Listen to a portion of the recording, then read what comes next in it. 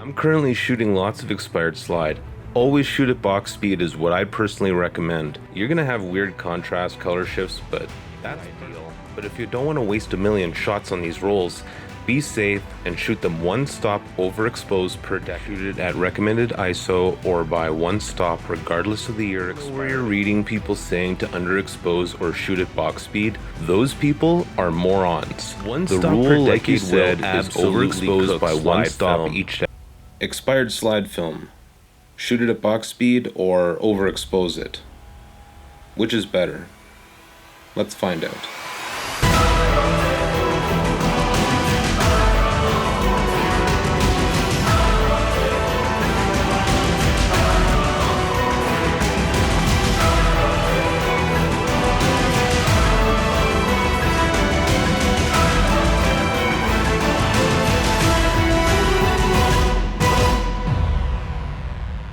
Recently I asked you both on YouTube and Instagram, which expired film should I shoot with? You of course chose the oldest roll I had, Kodak Ektachrome 400. This roll predates DX coating, so it's well over 30 years old.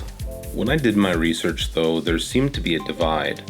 Which was the better way to expose expired E-6? One camp says, shoot it at box speed and hope for the best. While the other says, no, it's just like black and white, expose one f-stop for every decade it's expired. In this episode, I've done both, and here's how I laid out my experiment. I've created a boring yet colorful scene with consistent light. I use harsh light to ensure we'd get some shadows, and I used a handheld light meter to check the exposure. For the camera, a Nikon FE with a 50mm f1.8 on a tripod. The camera was set to f8 at ISO 400. The meter called for 1/100th of a second from the center of the scene, and I set the camera to 1/125th of a second.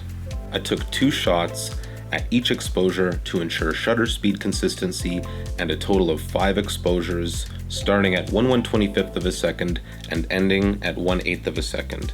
In other words, I started at 2019 and I finished up in 1979. I developed the test strip in a sous vide with fresh chems that had only seen a few weeks and a couple rolls of film. Once I had the film dried and scanned in my trusty Epson V500, I had the results. This is a frame shot at box speed. And this is 4 stops overexposed. To me, the answer is clear. The shadow detail in the box speed shot is abysmal, and the highlights are surprisingly retained in the overexposed shot. You could argue 4 stops is too much, but overexposing was totally necessary. If you need to see the proof another way, here are the histograms. So if you're asking which is better, box speed or push it, definitely push it. Push it real good. That's the best way to expose expired slide film.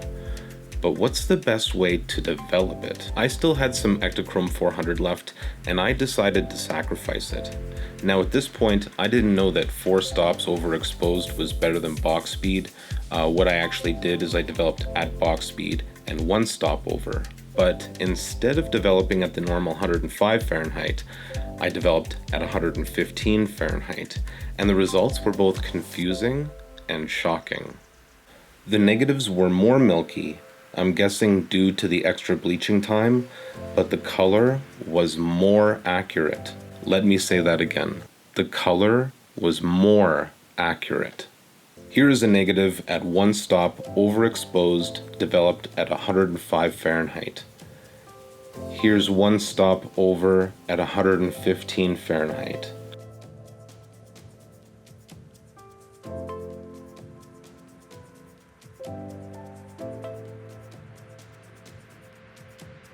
Now, while I don't have all of the answers, I believe that the best results lie in not only overexposing in camera, but developing hotter or longer than normal.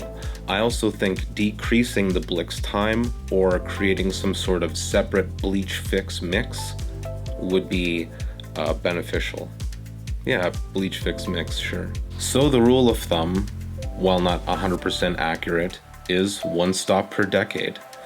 But it also might be 2 degrees per decade. Let me know what you think in the comments below. That's all for now. I hope you enjoyed this episode. If you did, please let me know in the comments. Give a like, hit that notification bell, subscribe to the channel, join my Patreon, and until next time, stay classic.